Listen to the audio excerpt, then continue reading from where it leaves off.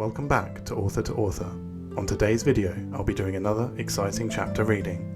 And if you like the book, please check the description for a link to the Amazon page. Today's reading is from The Outsider Lord by E.A. Smith, who has kindly allowed me to read his first chapter. This is Chapter 1, Dreams. I saw her again last night. Dylan paused, the phrase tickling at the back of his mind. That's from a song, isn't it? The woman in your dreams? Dr. Richards inquired, professionally ignoring another of Dylan's tangential comments as he scribbled on the notepad he held in his lap. Do you know who she is yet? Not yet, Dylan said, though I can make out her face now. It's like she's slowly coming into focus, night after night. He shifted slightly on the cushion. He never knew why television always showed people lying down when talking to their therapists. The couch was uncomfortable enough sitting up. It's almost been 3 months now, and every time I think I'm going to recognize her, I feel that I can never quite place her, he sighed. An explosion of breath from deep within his lungs that he didn't even realize he had been holding. I'll tell you this though, she looks a bit like my mother. Not exactly, but there are definite similarities, Dylan grimaced. Am I really dreaming about my mother? Do you think this is some kind of Oedipal thing? Dylan rested his head in his hands and tried to stare through the doctor's notepad, wondering just exactly what the man was writing down. He knew shrinks weren't supposed to judge, but he felt queasy asking that last question, and not just for the obvious reason. Ever since he had started coming to Dr. Richards about the dreams a couple of weeks ago, he had been apprehensive about when the topic of his mother would inevitably arise. And here he was, bringing it up himself like a chump. No one's taken Freud seriously for years, Dylan, the doctor assured him. So I'm not assuming you want to have sex with your mother, though this recurring dream woman might have something to do with her. Tell me about your mother. Can you say that in a German accent? The doctor just stared back at him, and Dylan shrugged, resigned to the inevitable. I don't remember her at all. Dad only has one picture of her holding me when I was just born. Just one? He said that she didn't like having her picture taken. I think he snuck that one in. Unbidden, the image formed clear in his mind. Like an idiot, he had stared at that one photo often as a child. She looked absolutely terrified. I mean, she's trying to hide it, but you can tell. His voice dropped to nearly a whisper. Looking at her like that, in hindsight, I think anyone could see she was ready to skip town.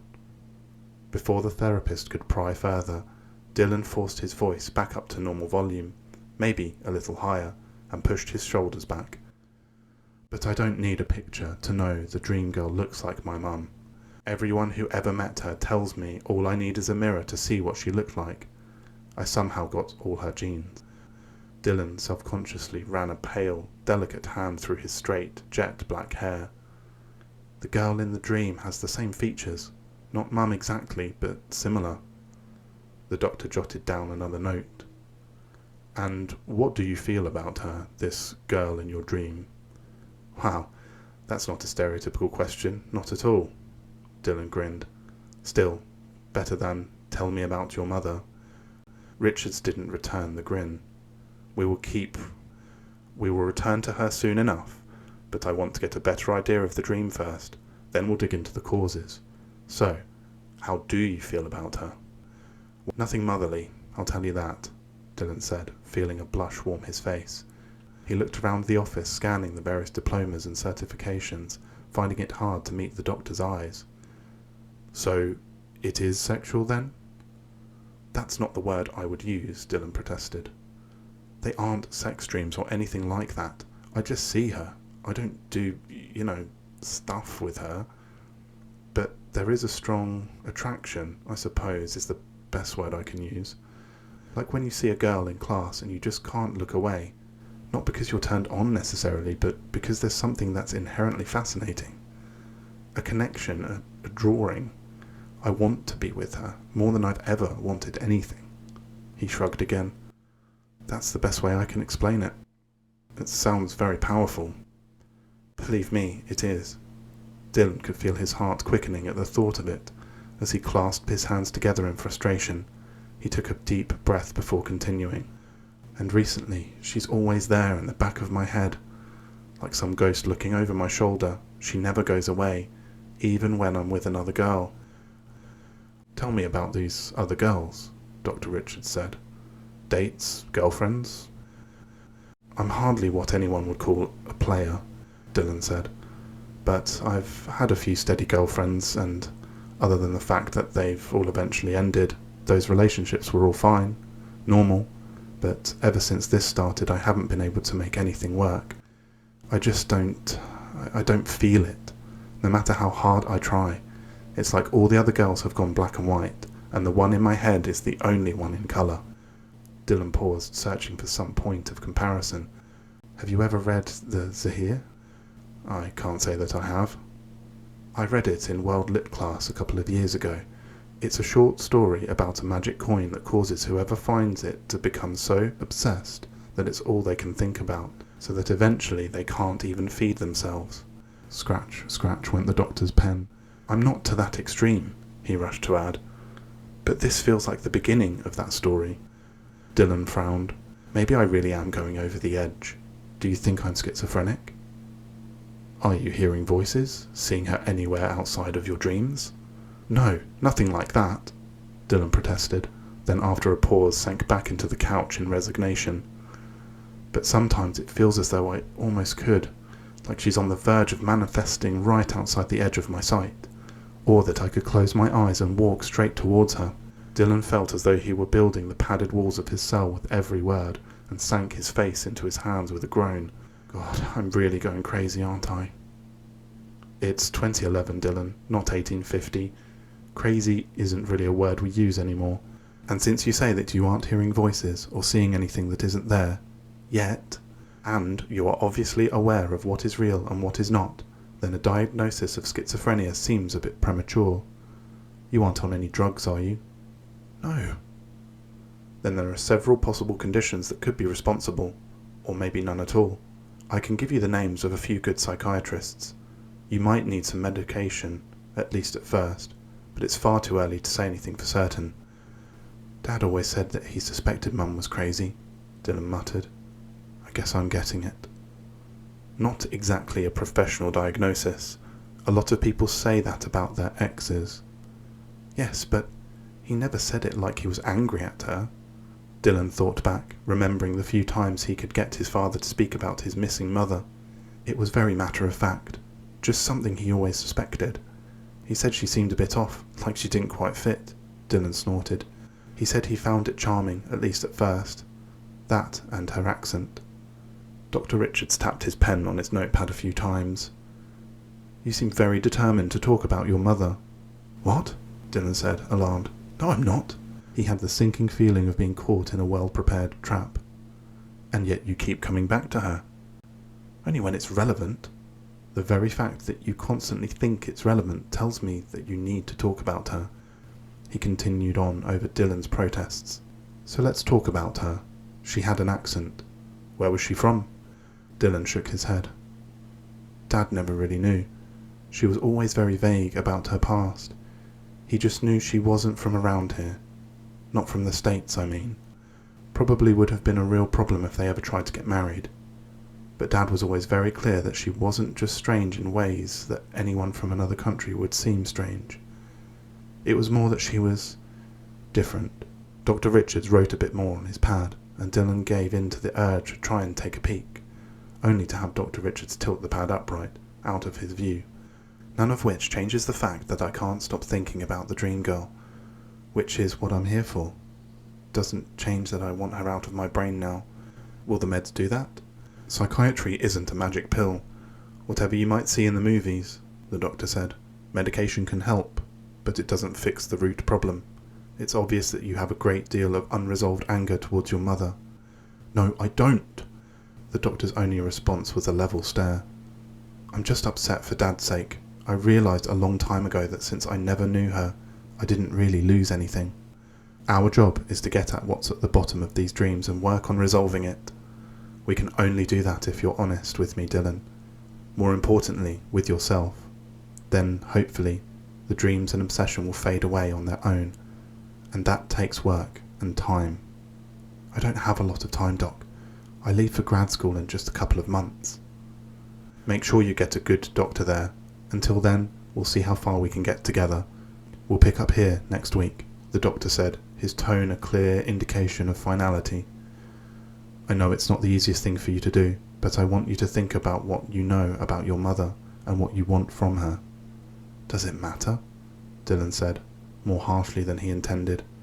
Whatever I want, I'm not going to get it. That doesn't matter. Just think about it and we'll discuss it next time. In the meantime, I'll email you a list of good psychiatrists, and you need to make an appointment with one of them as soon as you can. See you next week. Dylan opened the front door of his shared apartment to find a strange woman sitting on the couch, her back to him. Her long black hair, with a little bit of grey mixed in, cascaded over her back, and even sitting down he could tell she was uncommonly tall. Hi, he said, uncertain, as he closed the door behind him. Are you a friend of Roger's? I think he's still at... The woman stood and turned around, and all Dylan's words drained out of his mind, leaving only incoherent sputtering. Dylan, the woman said, crossing her arms while briskly eyeing him up and down. You're looking well. That's good. Dylan didn't respond, and she narrowed her eyes. You do know who I am? Dylan slumped back against the door, the wooden rectangle the only thing holding him on his feet as his heart threatened to pound its way up his chest and out of his mouth, as he simultaneously fought to take in air. Yes, I know who you are, he thought, but couldn't yet say. The passage of 22 years had obviously taken its toll on the woman standing in front of him, her cheeks showing a few lines, her figure no longer quite as slender, her eyes harder, but the face was the same, and that accent, musical, almost trilling, was exactly how he had always imagined it from his father's descriptions. Dylan could never have mistaken her, not even if a century had passed. Mum, he whispered, which was all he could manage. She nodded with a smile. So your father still has that photograph, she said. That's why I let him take it, you know, so that you would know what I looked like. She took a step forward, and her forehead creased slightly. Can you speak? How did you get here? How did you get in here? What are you doing here? He had to fight for every word at first, but then it was as though the most immediate questions had loosened his tongue and opened a floodgate. His heart was still pounding, and his breath was still quick, but they were now increasingly driven by a different emotion, one which leapfrogged the obvious questions to ones much more personal. That picture. You wanted me to know what you looked like. You know a better way to do that? Don't run the hell off. He was out of breath again, but standing on his own, he advanced, sticking his finger in her face, and she batted it away. Do not presume to lecture me, she replied. I had reasons which you cannot yet understand. In time you'll come to see. See? Understand? Dylan said. All I understand is that you vanished when I was barely out of the maternity ward. Do you have any idea what that did to Dad? He never got over you. And now what? You just show up and pick back up where you left off? Well, screw you. Dylan reached back and threw the front door open. Get out. We don't need you. Cynthia, just get out. Dylan felt as though he had run out of steam with that last demand, and stood holding the door, shaking. His mother studied him for a moment, and rather than either replying or obeying, looked at the door and uttered a single word. Close. The door tore itself from Dylan's grip and slammed itself shut. The shell-shocked brain barely had time to register what had happened before Cynthia turned back to him. You're angry, she said. I'm not going to say that I'm surprised.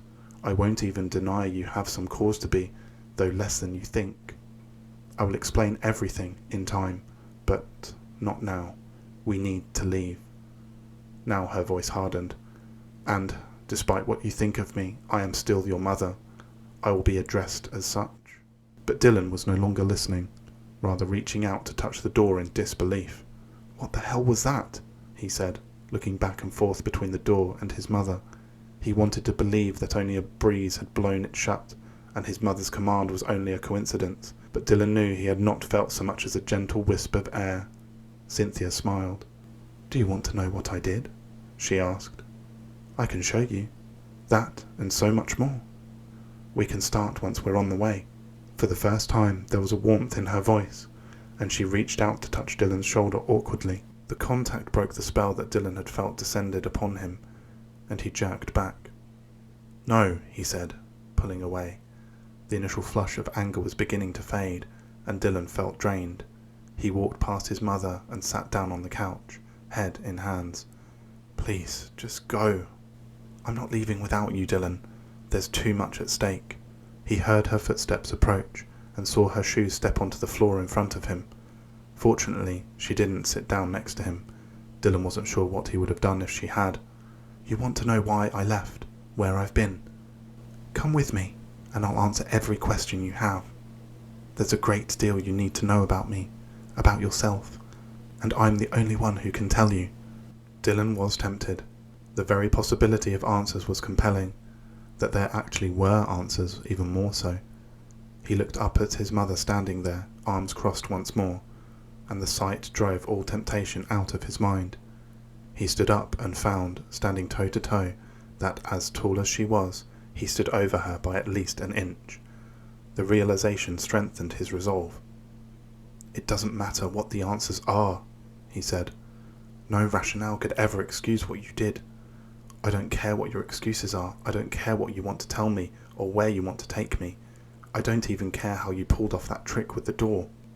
All I care about is that you left us, and you broke something when you did, and you can't fly in here more than 20 years later and fix it. I'll say it one more time. Get out." Dylan extended his arm towards the door, while his eyes never left his mother's face. He thought he saw something flicker there. Guilt, uncertainty, fear. Whatever it was gone. "So this is what you've become," she replied, making no move towards the exit. Her voice was thick with disgust. "So small, so obsessed with your minuscule concerns, incapable of looking beyond your own hurt feelings. Incapable of looking beyond your own hurt feelings. A perfect Anskeia. But you are my son too. You're made for better things than this. You have a heritage and a destiny far greater than anything you could imagine. All you need to do is come with me and claim it." Dylan barked a sharp, brittle laugh. "I have no idea what you just called me," he said, throwing up his hands, "and I don't really care. Dad was right. You are crazy, completely freaking insane." Dylan knew he was being extreme, but he finally got the reaction he wanted. Cynthia's expression hardened in anger, and Dylan pressed on. "I think I could throw you out by hand if I wanted to." Cynthia snorted. "But it seems pointless, since I don't know how you got in the first place, so you'd probably be able to get back. So I'll be the one to leave. Stay as long as you like. I don't care. If you're here when Roger gets home, though, he'll probably call the cops on you, so keep that in mind." Dylan moved towards the door, feeling oddly light, as though he had achieved some kind of cosmic balance. His leaving for her leaving. The last thing he expected was the next words to come out of his mother's mouth. "I can take you to her." Dylan missed a step and stumbled. "She can't mean that. Not what I'm thinking." But he didn't take his next step towards the door. "What do you mean?" he asked, keeping his tone as nondescript as possible. "The girl you've been dreaming about," she said, and Dylan's gut flipped cartwheels. "I'm here to take you to her." The wind coming off the bay was sharp, even in summer, slicing through clothing and skin alike to drive cold deep into the bones. But Abby had grown up in even colder climates, and she had barely noticed the chill. Her attention was focused on the canvas in front of her, the image painted on it slowly gaining definition and life as she applied brushstroke after brushstroke. Every now and then she would stop to look around, chewing on the end of her brush, the tip held in her mouth by long, pale, delicate fingers. All the while she hummed to herself a tune of her own devising, an improvisation to fit the rise and fall of her mood. In time the paint on her canvas began to mirror the scene on the wharf before her, realized with the sharp, angular lines and stylized figures unique to her in the outside world, her passport to recognition in the San Francisco arts community. Abby was excited about this new piece. In the last year she had begun to be noticed, hailed by those few who had taken an interest in her work, as an original, almost alien voice, recognition that she had struggled for over the 3 years to achieve and had hoped was only the beginning of a long and rewarding career. But now that longed-for future was in danger, and she was desperately working to solidify her reputation in the little time she had remaining before other duties could interrupt. Duties personified by the shadowy form she was seeing every night when she closed her eyes. The shadow was always in the back of her mind, a presence both sweet and threatening, promising everything she had dreamed of as a little girl and everything that would disrupt her life as an adult. The wind picked up, blowing strands of her waist-length black hair wildly about. To keep them out of her paint, she reached back and tied her tresses into a loose tail. One manageable discretion out of the way, she closed her eyes and shook her head, a quick jerk to either side to clear her thoughts and refocus on the task at hand. A car screamed by on the road behind her, windows rolled down and blasting what was to Abby's ears nothing more than discordant noise. 4 years among the Unscaya, with all that she had managed to adapt, and she still did not think she would ever come to understand the music.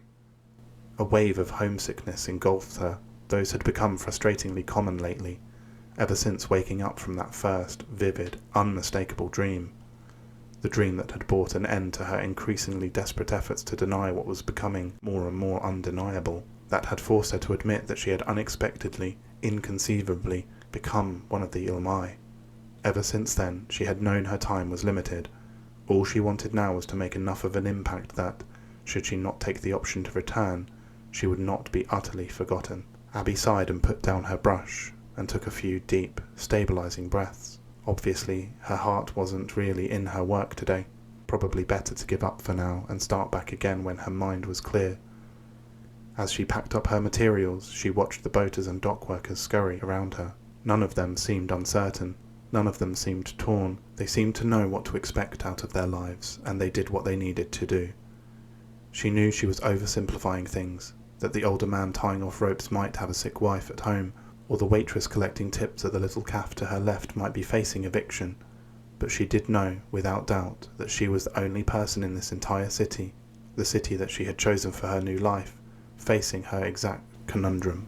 Abby picked up her canvas, intending to lay it carefully on the ground in preparation for packing away her easel and other supplies, but before she continued she paused to take a closer look. As she had expected, there he was, the face she saw in her head, projected onto one of the passers-by in the painting. The features she had outlined were disturbing, not because they were alien, like those of the faces around her, but because they were so close to being familiar. They added up to a face that looked almost like one she could have grown up with, but slightly off. The skin a little too ruddy, the shape a little too round. The overall effect wasn't ugly, far from it. Rather, it was just different enough to be unsettling. I can't get away from him today, she thought. Why? She felt she could have closed her eyes, reached out her hand, and closed it on him, or failing that, run straight to him, the bond pulling her in his direction. Her thoughts were disrupted by a chime. Her breath skipped and she nearly jumped in surprise, but she recovered quickly and, after settling down her canvas, picked up her cell phone from where it had been sitting on her easel. She didn't recognize the number offhand, but she flipped open the phone anyway, fairly certain of who would be on the other end. "Hello?" she said, and was proud that her voice shook only a little bit. The voice on the other end was instantly familiar, confirming her suspicions. "She's found him," she heard her father say. "It's time to come home, Abigail." Abby lowered the phone from her ear without saying a word. She didn't know how to respond to the voice that kept coming out of the speaker, asking if she was still there, if she could hear him. One dream was fulfilled, another shattered. What was she supposed to feel about that? I hope you've enjoyed listening to this fantastic book. If you want to continue the story, please find the link in the description below. Also, while you're there, please give me a like and drop a comment. It really helps the channel grow. If you'd like to support the channel further, please consider following the link to buy me a coffee. Every little helps.